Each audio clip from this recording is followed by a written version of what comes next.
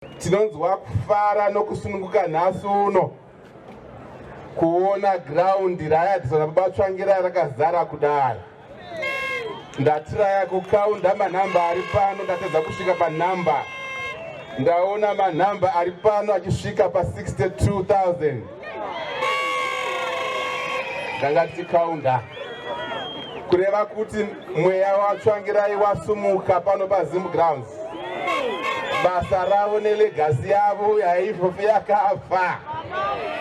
Vatsvangirai vachifa musi wa14 February 2018, zuva iro reMalovers Day, ndomusi wavakaparara. Zvinopindirana, mweya watsvangirai vaida vana veZimbabwe, vatsvangirai vaida imi. Saka nhasi uno tasangana pano kupembera zuva ravo. Tonderai vatsvangirai musi wakafa, vanga vari mutungamiri weMDC, vanga vari leader weMDC Alliance. Pati yavo yaipfeka zvitsvuku, pati yavo yainzi MDC, slogan yavo yanga iri chinja, headquarter yavo yanga iri Harvest House. Saka isu tiri paHarvest House tine hembe tsvuku, tine slogan yavo, tine zita ravo, tine mhuri yavo. Nhasi uno tisu vatungamiri vechinja, tisu vatungamiri vechinja. So musanyeperwa navakabuda pamusha. Kubuda pamusha vachienda kureva kuti vakapara mhosva. Musanyeperwa. Ndiri pano sachairman womusangano wechinja, ndinoshedza vese vakanyeperwa. Dzokai kumusha, bvisai mahembe amakapfeka edzimwe kala, mupfeke hembe tsvuku nechena netema zvinomirira tsvangirai. Don't be lied to. Musanyeperwa, musatiziswa nemhepo dzinoita mhepo iyi. Zvakaitika kuIsraeri zvinezvi. Pakashayika King David, mwana wake ainzi Adonijah, akanga achikara simba, akazvigadza paumambo, akafamba maprovinsi achipemberera, achimwa doro, vachiita mapati, achifunga kuti ndiye amambo. Akaindoswa naamwe maprofita anga angagoro kunyepa, vakamuti ndiwe mambo weIsraeri. Asi pakati nguva yasvika, mweya muchena wapinda ukati kwete, mutungamiri weIsraeri watinoziva ndiSoromoni. Soromoni wakasumuka akanzi namai vake nehama dzake, kwira pamusoro pebhiza ufambe maraini uvaudze kuti ndiwe mambo weIsraeri. Yes, Baba. Yes, amen. Yes, amen. Zvakati zvapedza mazuva, umambo hwaAdonijah hukatanga kuparara uchidonhera pasi, hwaSoromoni huchikwira mbichana kuenda kumatenga.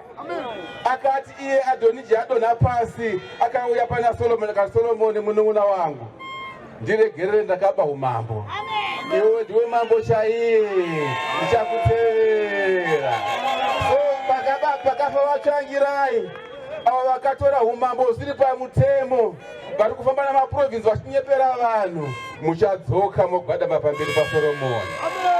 Nhasi uno tichakola for the rise of Solomon in MDC and for the fall of Adonijah in the countrywide. Hatigoni kunyepera sai. Ndanetswa vediwe nevanhu ivo vava. Foni yangu ndikakuratidzai.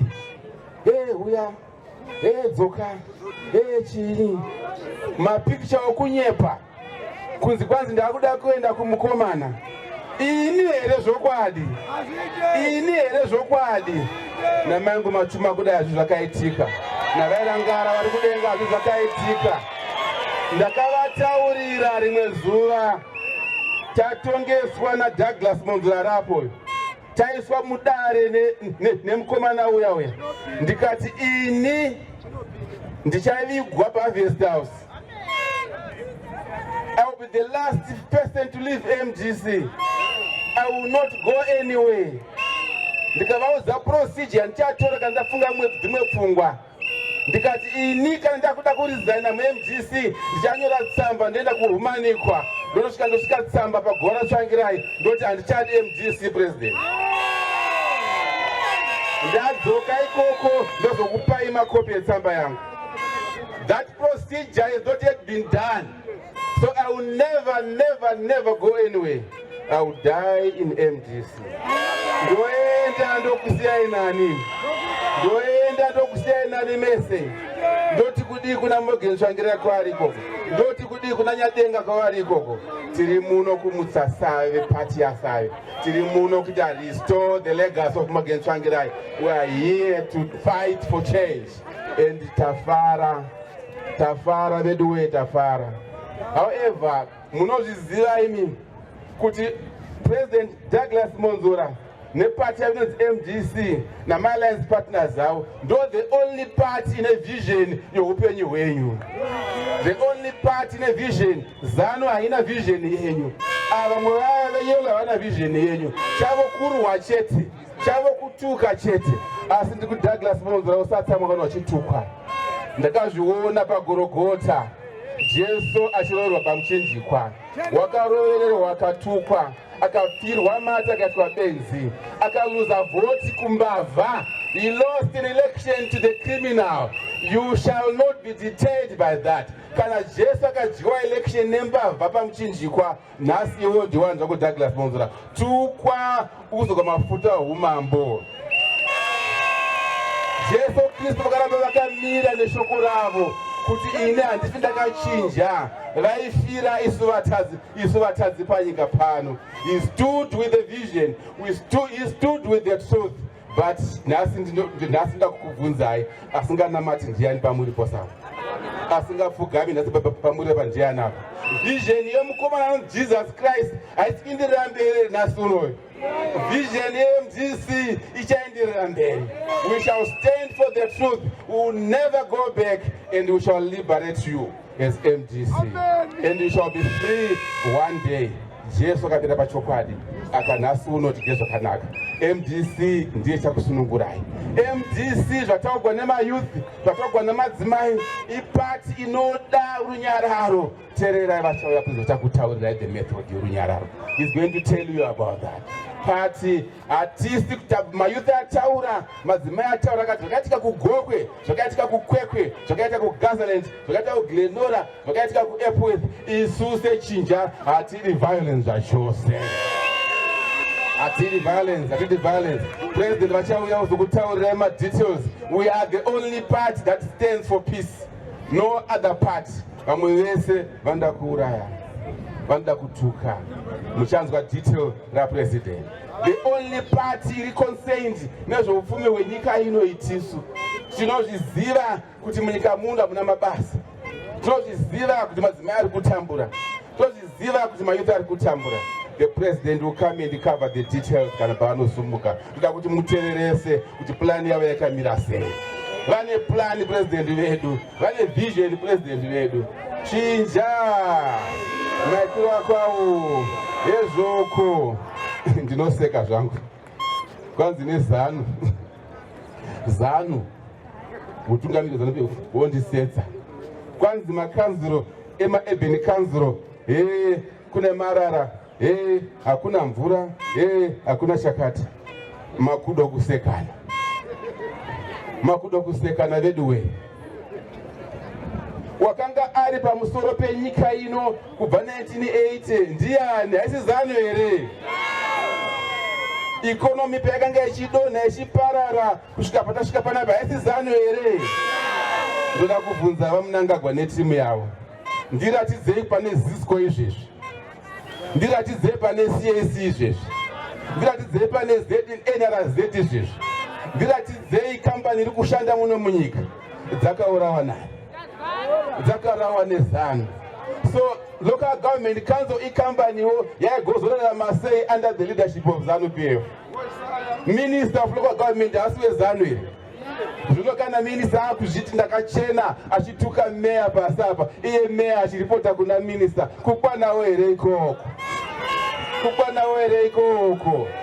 Imi musafa makayengerwa, musafa makatuka vanhu venyu, makanzera enyu akadzingwa, meya muzvure vakadzingwa, Kagura Badza akadzingwa, Jesse Majoma akadzingwa, ana kudzingwa neZANU here, vakasvika sabotage here.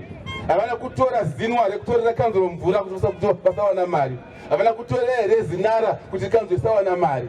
Nhasi makanzuro anowanepi mari? Iko kusangana mabasa muno munyika, vanhu vachitambura, vanhu vachitengesa zvinhu pamusika, vanobhadhara sei maresi mukanzuro? Zvakasabotedzwa neZANU-PF, especially Kasukuwere naChombo were evil on this matter. Ndo vaironga vachistrategiza kusapota makanzuro edu. Nhasi uno musachinja maitiro, indai mundovhotera makanzuro MDC Alliance, muvhotere ma-MP MDC Alliance. Chinja makorokoto Aburama, makorokoto Isaki, makorokoto Jacobi, vanhu vakwava vaungana, mweya mutsvene chiburuka, toda kufamba parwendo, mweya mutsvene chiburuka, toda kufamba parwendo, Ginasio chiburuka, toda kufamba parwendo, Ginasio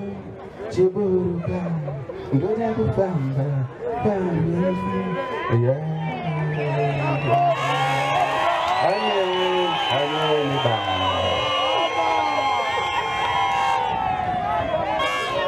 chinja maitiro kwawo ezvoko.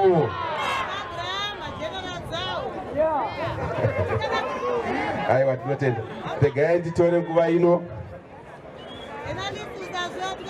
yekusumudza baba vice president, baba Mudzuri, vazotisimudzira president wedu.